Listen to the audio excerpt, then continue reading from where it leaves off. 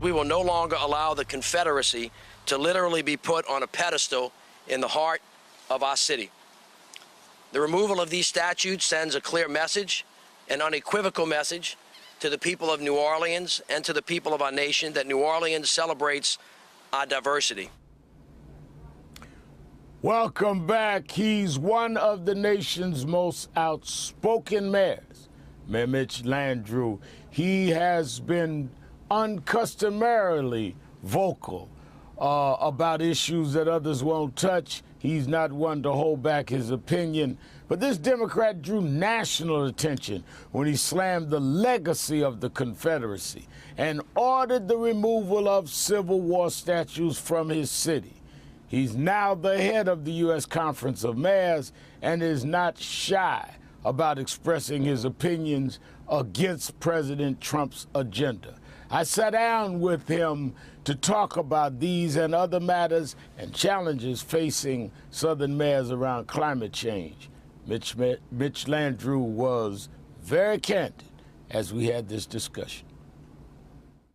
Well, Reverend, first of all, thank you for having me, and it's a great question. I mean, it's clear to everybody in the country, for those who supported the president, even those who don't, that his comments are intemperate, and it takes our eyes off of the ball of the things that mayors care about. You know, we have a lot of cities, large and small, that are run by Republican and Democratic mayors, and you've been in cities, your feet are on the ground all the time. We've got a lot of stuff that we really have to worry about in real time, and we govern in reality. We don't spend a lot of time talking.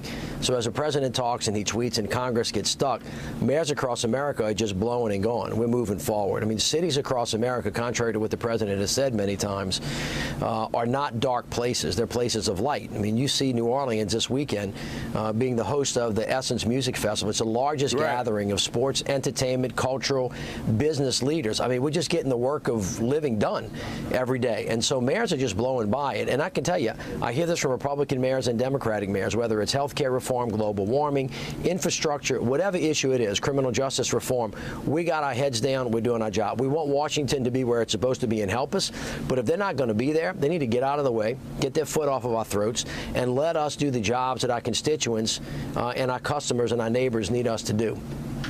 Now, right in line with that, this health care bill, we've seen the Senate now delay it till after the 4th. We hear the CBO is saying it can cost 22 million people their health care. We see there are all kinds of debates back and forth from the moderates to the conservatives in the U.S. Senate. But you run a city, and again, you're the head of the National Conference of Mayors. What will this health care bill mean if the U.S. Senate passes their bill? What will it mean on the ground in cities around this country? Well, that's a great question. So let me put a face on it for you, because that's what mayors do, because, of course, we see the faces every day. Right down the street from where the Essence Music Festival is meeting at the Convention Center and then by the Superdome, there is a place called the Mary Buck or the St. Thomas Health Clinic. Before the Affordable Care Act went into play, that health care clinic did not exist.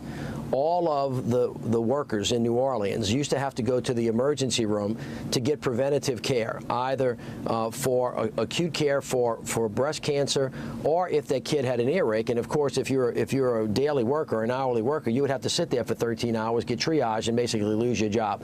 After the Affordable Care Act in New Orleans, we were able to construct about 80 primary health care clinics. And by the way, at one clinic just a mile away from here, 300 women, working class women, are able to have early detection for mammograms and make sure that they don't have cancer, and if they do, get the right treatment for it. So in many ways, this particular bill that's before Congress, the one that's there, is really in some ways really, really bad for the people of America, the working class people that are trying to go to work every day.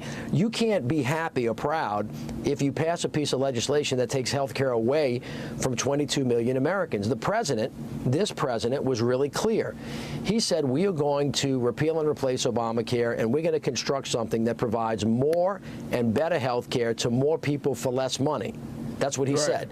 This bill doesn't do that. And so I think what mayors are saying, forgetting about the philosophy of it, that on the ground that has real life impacts, and you're going to really not only hurt 1/6 of the economy, you're going to hurt these particular individuals that have real faces, real names, real jobs, real families to take care of, and it's a real problem. Now, we also see that mayors have to deal with the question of crime and policing. I remember 2 or 3 years ago doing a special here on MSNBC about crime. You were on. We walked the streets here in New Orleans. You were very concerned about gun violence. You were very concerned about the shootings. And at the same time, we've had the issue that I've been out front with others on around police abuse, police brutality. How do you grapple with dealing with real problems of crime, where you've been one of the mayors to say that people just seem to not care about the lives of young black men in terms of crime, and at the same time deal with policing to make sure that the lives of young black men or young anybody or old anybody is protected by the police and not violated by the police? How do you get that balance, Mayor Landrieu? Well, first of all, it's a very hard balance to find, and I'm not sure any of us really know how to do it well. We've seen an uptick in violent crime in neighborhoods across America in the last couple of years, and that's not a good trajectory. We want to go in a different trajectory.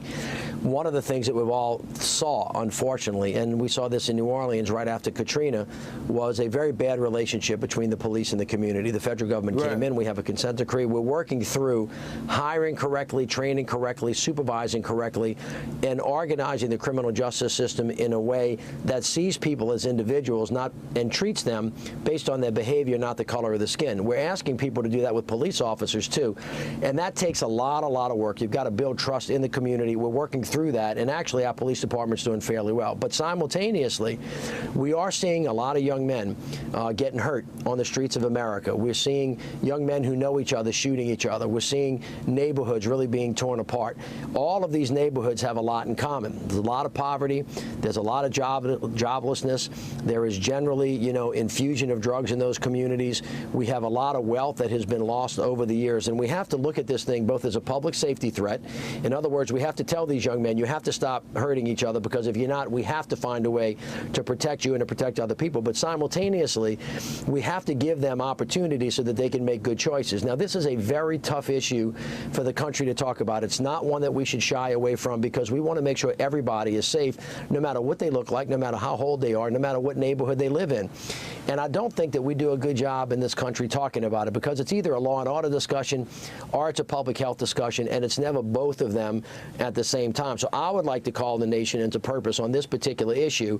And you cannot solve this just with more police and more jails. That's not the answer. It might be a part of it, but there's a much bigger picture here that we have to think about and talk about in a more thoughtful way, where we each have respect for each other and trust.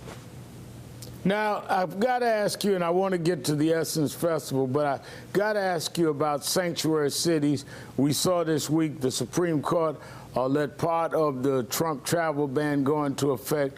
As mayor, as the head of the Conference of Mayors nationwide, sanctuary cities, how do we deal with that given this new administrative thrust to ban people and to really have people out of the country that don't fit a certain criteria? Well, again, I'm going to make a broad statement about this. If we would stop judging people on the color of their skin and their race or their ethnicity or what country they come from, and judge them based on their behavior, we would be able to find out who the bad guys are, quote unquote, and make sure we do what is necessary to protect the country. It's when we start labeling people based on their religion, their race, their creed, their color, their sexual orientation, where we get into trouble. And as it relates to sanctuary cities, that term is not even defined in the law, which is one of the reasons why Mayor said, listen, we're an opening and welcoming city.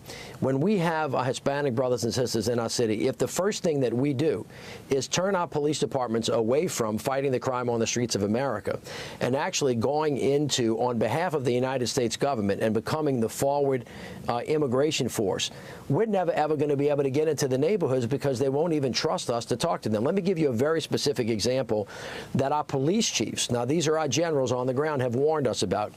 Let's say the police department gets a call for a domestic violence or a sexual assault or rape, and they show up at the scene, and it's a Hispanic woman who is the victim. If the first thing they do is ask her immigration status, she's going to think, well, wait a minute, I'm the victim here. I'm not the perpetrator, and now I'm going to get deported. Then they don't call. Then nobody helps find the violent criminals, and it's going to make the streets less safe.